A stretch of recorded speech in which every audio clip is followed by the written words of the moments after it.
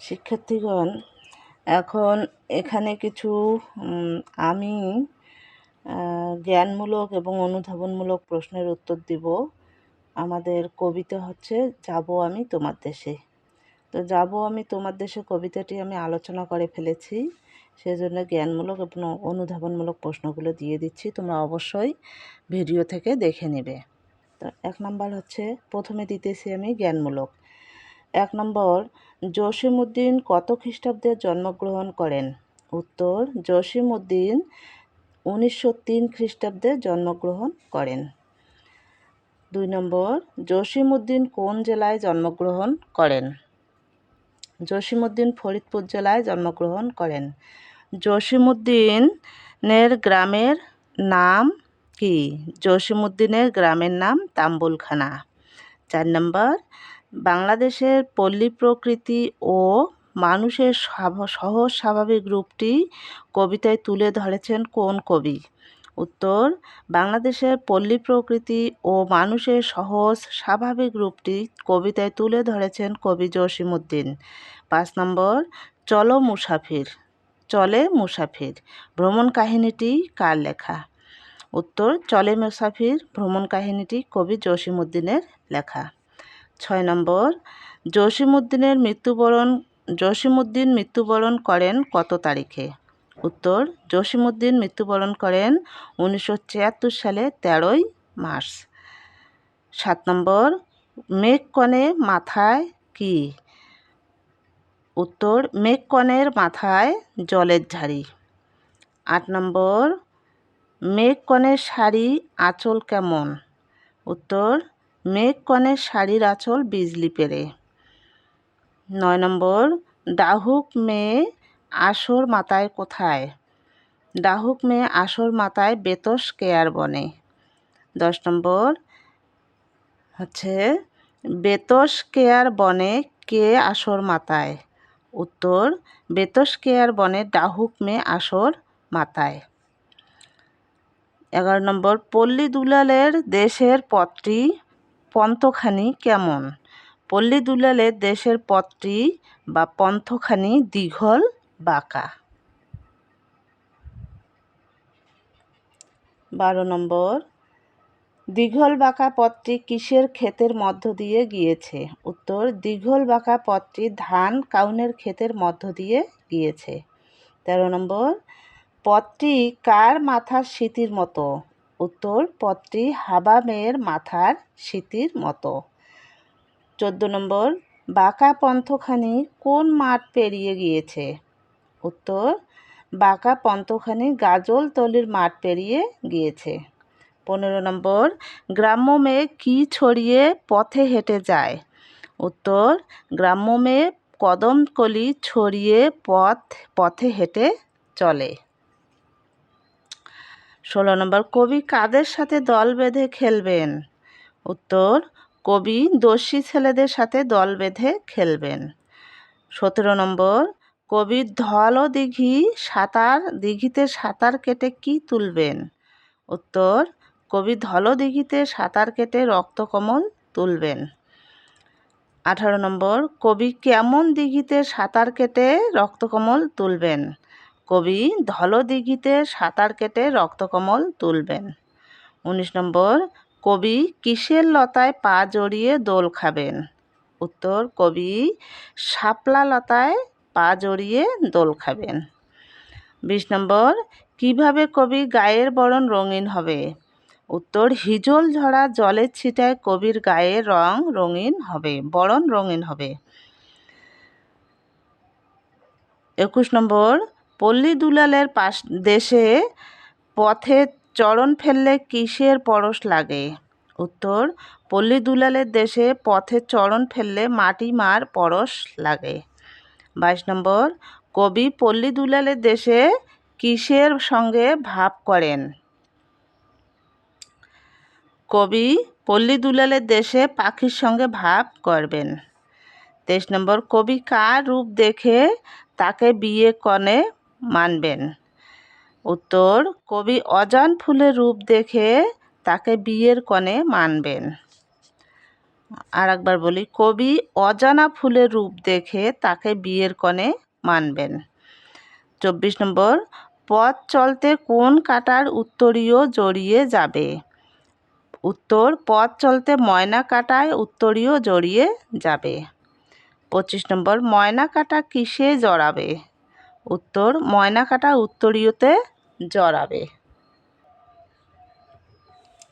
26 নম্বর, ঘটে কলস ভরবে কে? ঘাটে কলস ভরবে কে? উত্তর, ঘাটে কলস ভরবে বিভোল পল্লীবালা। 27 নম্বর, কবি কোথায় ফুলের মালা রেখে আসবেন? উত্তর, কবি দিঘির ঘাটে ফুলের মালা রেখে আসবেন। 28 নম্বর হচ্ছে, রাত জাগা ফুলের বাসে কে ঢুলবে? উত্তর, রাত জাগা ফুলের বাসে দিনের পিদিম ঢুলবে। 29 নম্বর, দিঘির জল ঘেরা পড়বে কিসে? উত্তর, দিঘির জল ঘেরা পড়বে কুহিলির কালো কারায়। 30 নম্বর, কুহিলির কালো কারায় ঘেরা পড়বে কি? উত্তর, কুহিলির কালো কারায় ঘেরা পড়বে দিঘির জল। 31 নম্বর, কোন বনে ডাহুক ডাকে? উত্তর, বেতসকেয়ার বনে ডাহুক ডাকে। 32 নম্বর, গায়ের পথে কদমকলি ছড়িয়ে হেঁটে চলে কে? উত্তর, গায়ের পথে কদমকলি ছড়িয়ে হেঁটে চলে গায়ের মেয়ে। 33 নম্বর, কবি পাড়ার দস্যি ছেলেদের সাথে কি করবেন? উত্তর, কবি পাড়ার দস্যি ছেলেদের সাথে খেলা করবেন।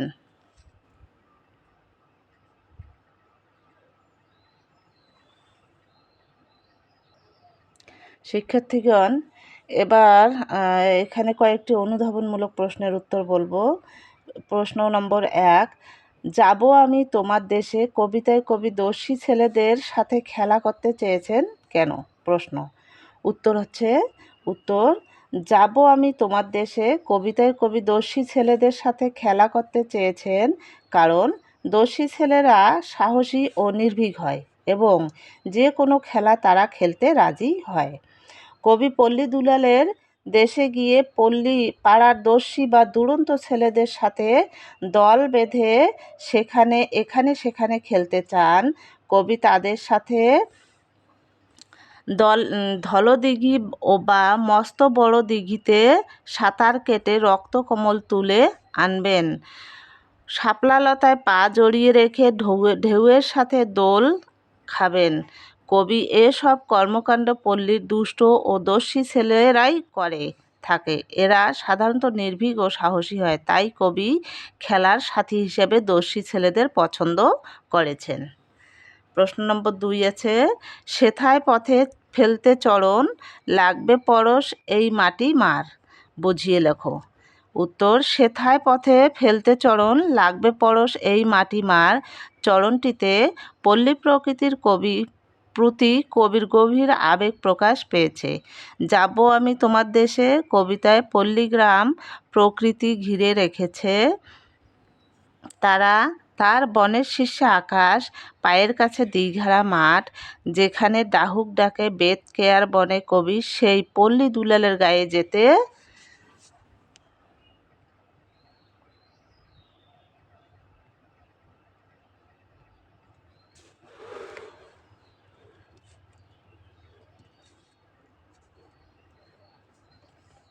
চেয়েছেন গভীর আগ্রহে। পল্লীর মাটি কবি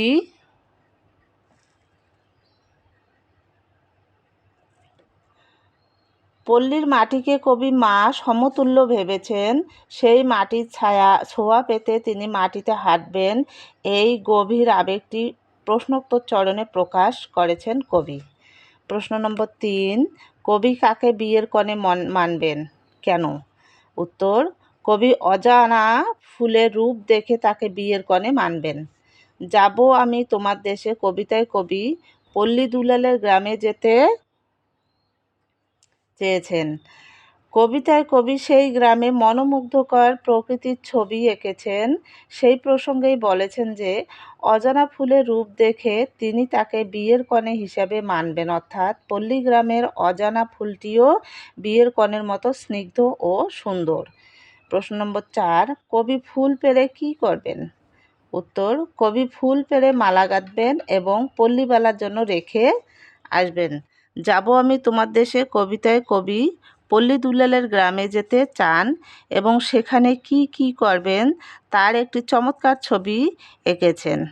বনের পাতার ফাঁক থেকে কবি হাজার রঙের ফুল দেখবেন এবং সেই ফুল গাছের শাখায় দুলিয়ে মন ভরে ফুল পাড়বেন। এরপর সেই ফুলের মালা গেঁথে গায়ের যে ঘাটে পল্লীবালারা কলসি ভরে পানি নিতে আসেন সেই ঘাটে রেখে আসবেন। তারপর প্রশ্ন নম্বর 5, দিনের পিদিম ঢুলবে ঘুমে রাত জাগা কোন ফুলের বাসে? ব্যাখ্যা করো। উত্তর, দিনের পিদিম ঢুলবে ঘুমে রাত জাগা কোন ফুলের বাসে চরণটি দ্বারা কবি সূর্য অস্ত যাওয়ার কথা বুঝিয়েছেন। যাব আমি তোমার দেশে কবিতায় কবি যেতে ইচ্ছুক এমন একটি পল্লীগ্রামের ছবি এঁকেছেন। সেখানে বনের ধারে দিঘির পাড়ের সন্ধ্যাবেলার বর্ণনা দিয়েছেন কবি। সেই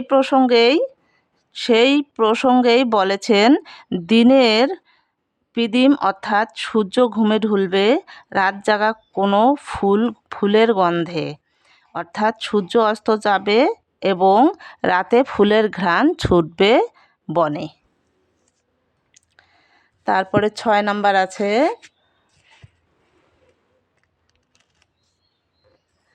6 নম্বর হচ্ছে, পল্লীবালা মালাখানি নিয়ে কি করবে বলে কবি ভেবেছেন? উত্তর, পল্লীবালা মালাখানি নিয়ে গলায় পরবে বলে কবি ভেবেছেন।